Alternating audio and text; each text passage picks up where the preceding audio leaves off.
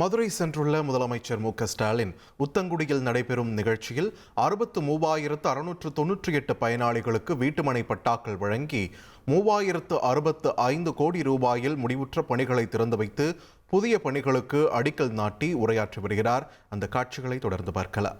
அமைச்சர் மூர்த்தி அவர்கள் ஏற்பாடு செஞ்சிருக்கிறார். பார்க்கிறேன். தன்னுடைய துறைகள் மூலமா தமிழ்நாட்டு கருவூலத்திற்கு மிகப்பெரிய வருமானத்தை ஈட்டி தந்து நல்ல பெயர் வாங்கின மூர்த்தி இன்றைக்கு இந்த அரசு விழாவா அல்லது மாநாடா என்று சொல்லக்கூடிய வகையிலே மதுரை மக்கள்கிட்ட நல்ல பெயர் வாங்கி இருக்கிறார். அவருடைய பணிகள் தொடர்ந்து சிறக்க என்னுடைய பாராட்டுக்கள், வாழ்த்துக்கள். கொஞ்சம் வேகமாக தட்டுங்க.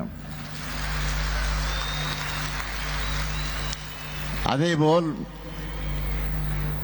இந்த மாவட்டத்தின் மற்றொரு அமைச்சர் மாண்புமிகு பிடிஆர் பழனிவேல் தியாகராஜன் அவர்கள் ஆற்றலும் அறிவும் ஆக்கபூர்வமான சிந்தனையும் தொலைநோக்கு பார்வையும் கொண்டவர். சிறந்த இறை பற்றாளர். அதே நேரத்தில் கடவுளின் பேரில் வெறுப்பை விதைக்கக்கூடியவர்களுக்கு சரியான தன்னுடைய ஸ்டைல பயன்படுத்தி பதிலடி கொடுப்பவர். அவருக்கும் என்னுடைய பாராட்டுக்கள், வாழ்த்துக்கள். இத்தனை பெரிய விழாவில் நலத்திட்ட உதவிகள், பட்டா என அனைத்தையும் சிறப்பாக ஏற்பாடு செய்து காட்டியிருக்கக்கூடிய நம்முடைய மாவட்டத்தோட ஆட்சியர் திரு பிரவீன் ஐஏஎஸ் அவர்களுக்கும், மாநகராட்சியுடைய ஆணையர் உள்ளிட்ட மதுரை மாவட்ட அனைத்து அரசு அதிகாரிகளுக்கும் என்னுடைய பாராட்டுக்கள், வாழ்த்துக்கள். கடந்த கால அவல ஆட்சியிலிருந்து தமிழ்நாட்டை மீட்டு நம்ம திராவிட மாடல் ஆட்சியில புது விடிகளை ஏற்படுத்தி ஒட்டுமொத்த இந்தியாவும் ஏன் உலக நாடுகளும் திரும்பி பார்க்கிற அளவுக்கு முற்போக்கான முன்னோடியான மக்கள் நல திட்டங்களை கடந்த 4 ஆண்டு காலத்தில் நாம் நிறைவேற்றி இருக்கிறோம், தொடர்ந்து நிறைவேற்றிக் கொண்டிருக்கிறோம். அந்த முத்திரை திட்டங்களிலேயே அதிக பயனாளிகளை கொண்டது கலைஞர் மகளிர் உரிமை தொகை திட்டம்தான். 4,54,000 சகோதரிகளுக்கு மாசம் 1000 ரூபாய் வழங்கிட்டு வரோம். அதே போல உங்க வீட்டில் காலேஜ் போகக்கூடிய பெண்கள், மாணவியர்கள் இருந்தா அவங்க படிப்பை முடிக்கிற வரை மாசம் 1000 ரூபாய் வழங்குறது தான் புதுமை பெண் திட்டம். மதுரை மாவட்டத்தில் மட்டும் 63,400 புதுமை பெண்களுக்கு மாசம் 1000 ரூபாய் வழங்கிட்டு இருக்கோம். பொண்ணுங்க போலவே பசங்களும் இப்படி ஒரு திட்டம் வேணும்னு கேட்டாங்க. அதுல உருவாக்கப்பட்டதுதான் தமிழ் புதல்வன் திட்டம். மதுரை மாவட்டத்தில் மட்டும் 31,000 கல்லூரி மாணவர்களுக்கு இந்த திட்டத்தில் மாசம் 1000 ரூபாய் கொடுக்கப்பட்டு வருகிறது. உங்க எல்லார் வீட்லயும் பள்ளிக்கூடம் போகக்கூடிய குழந்தைகள் இருப்பாங்க. காலையில பெரும்பாலும் சாப்பிடாம போயிடுவாங்க, அனுப்பிச்சிருவீங்க. அதை மாத்தணும் என்று முடிவு செஞ்சு இதே மதுரையில தான் நான் தொடங்கி வச்ச காலை உணவு திட்டத்தில் 59,394 பள்ளி குழந்தைகளுக்கு இந்த மதுரை மாவட்டத்தில் மட்டும் சூடான சுவையான ஊட்டச்சத்து மிகுந்த உணவு வழங்கப்படுது. சின்னதா உடம்புக்கு பாதிப்பு ஏற்பட்டா அதுக்கு செக்அப் பண்ணோம்னா டவுனுக்கு போகணும், ஹாஸ்பிட்டலுக்கு போய் நிக்கணும். சின்னதா ஏற்படக்கூடிய விபத்தா இருந்தாலும்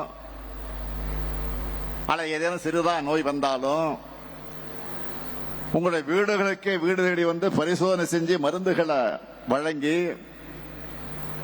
பிசியோதெரபி சிகிச்சை போன்றவற்றை வழங்குகிற மக்களை தேடி மருத்துவம் திட்டத்தில் உங்க மாவட்டத்தில் எத்தனை பேர் பயன்பெற்றிருக்காங்க தெரியுமா? 8,60,60,000 பேர். விபத்து நடந்தா முதல் 48 மணி நேரம் உயிர்காக்கும் சிகிச்சைக்கான செலவை அரசு ஏற்றுக்கொள்ளும். இன்னுயிர் காக்கக்கூடிய நம்மை காக்க 48 இந்த திட்டத்தின் கீழே இந்த மதுரை மாவட்டத்தில் மட்டும் 16,000 பேருடைய உயிர்கள் காப்பாற்றப்பட்டிருக்கு.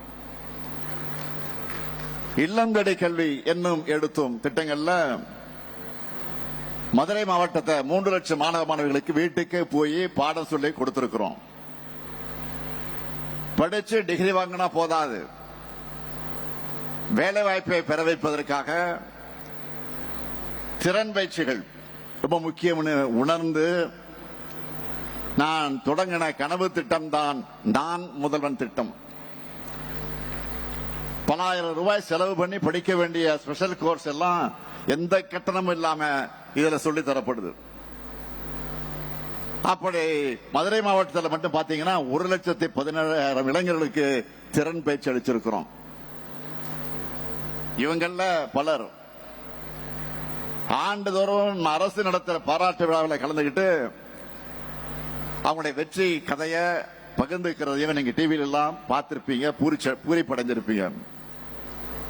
இப்ப அண்மையில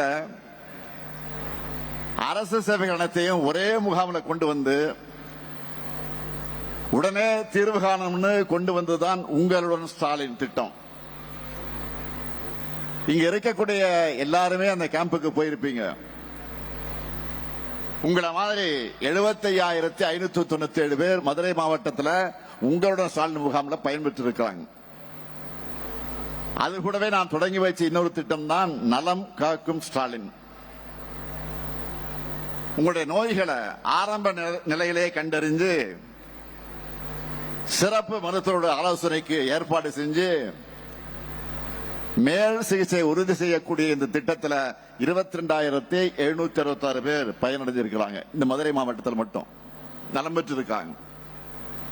வயதான தாய்மார்கள், மாற்றுத்திறனாளிகள் கிட்ட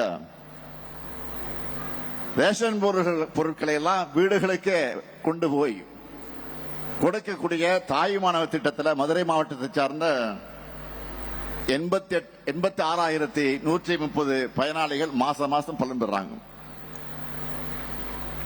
முதல்வரின் முகவரி திட்டத்தின் கீழ் மதுரை மாவட்டத்திலிருந்து பெறப்பட்ட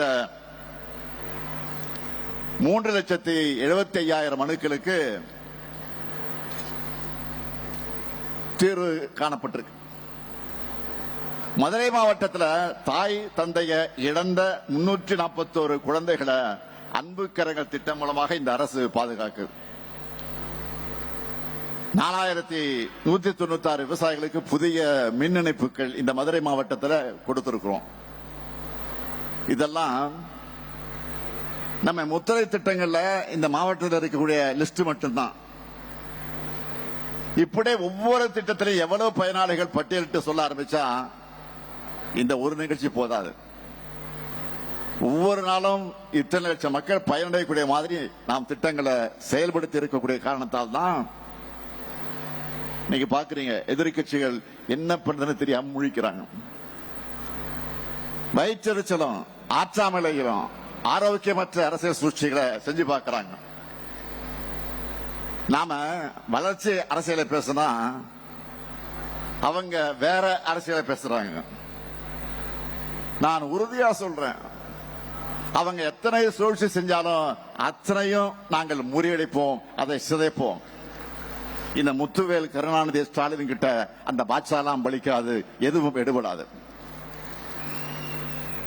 நேற்று முன்தினம் நான் ஒரு ட்வீட் போட்டேன், பார்த்திருப்பீங்க, படிச்சிருப்பீங்க. மதுரைக்கு தேவை வளர்ச்சி அரசியல். அதை நிரூபிக்கிற வகையில் இந்த நிகழ்ச்சி முன்னாடி 36,660 கோடி ரூபாய் முதலீடுகள் மூலம் 56,916 பேருக்கு வேலைவாய்ப்புகளை உறுதி செஞ்சுட்டு தான் இந்த நிகழ்ச்சிக்கு வந்திருக்கிறேன். இதுதான் எங்க அரசியல். மதுரையும் அதை சுற்றி இருக்கக்கூடிய பகுதியையும் நல்ல தரமான உயர்தர வேலைவாய்ப்புகளை உருவாக்குற இடங்களாக உருவாக்கணும்னு இந்த அரசு ஓயாமல் பாடுபடும். சிலதை கம்பேர் பண்ணி நான் சொல்றேன், நீங்களே கொஞ்சம் யோசிச்சு பாருங்க. நம்ம ஆட்சிக்கு வந்ததும் இந்த மதுரையில ஒரு அறிவு திருக்கோயிலா முத்தமிழக தலைவர் கலைஞர் நூற்றாண்டு நூலகம் கட்டப்படும் அறிவிச்சோம். அதை நான் சொன்ன காலத்துக்கு முன்பே பெருசாக கட்டி முடிச்சு இப்ப பல லட்சம் பேர் அதுல பயணிச்சுக்கிட்டு வராங்கன்னு நீங்களே பார்த்துக்கிட்டு இருக்கிறீங்க.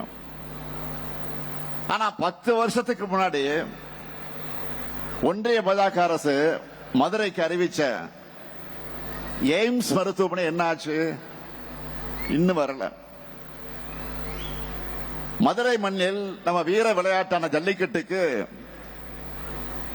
உலக தரத்திலான 62 கோடி ரூபாயில கலைஞர் நூற்றாண்டு ஏறுதழுவது அரங்க அமைப்போம் அமைச்சிருக்கிறோம்.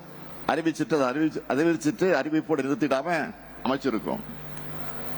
இதே பாஜக அரசு நம்ம மதுரையில் நடந்த கீழடி அகழ்வாராய்ச்சியை நிறுத்த பார்த்தாங்க. நம்ம ஆட்சிக்கு வந்ததும் பல கட்டங்களாக கீழடி ஆராய்ச்சியை முன்னெடுத்து அதை செயல்படுத்துவது மட்டுமில்லாம இதுவரை கிடைத்த தொல்பொருட்கள் கொண்டு பிரம்மாண்டமான கீழடி அருங்காட்சியகம் அமைச்சிருக்கோம்.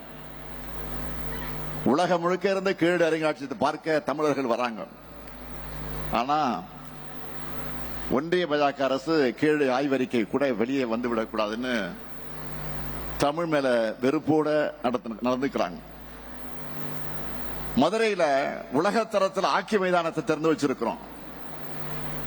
24 நாடுகள் கலந்துக்கிற ஜூனியர் ஆக்கி உலக கோப்பை நம்ம மதுரையில நடந்துகிட்டு இருக்கு.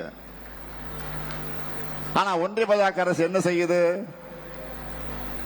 குஜராத் மாதிரி அவங்க கட்சி ஆளக்கூடிய மாநிலங்களுக்கு விளையாட்டு நிதியை கொட்டி கொடுக்கறாங்க. ஆனா தமிழ்நாடுனா ஒண்ணும் கிடையாது.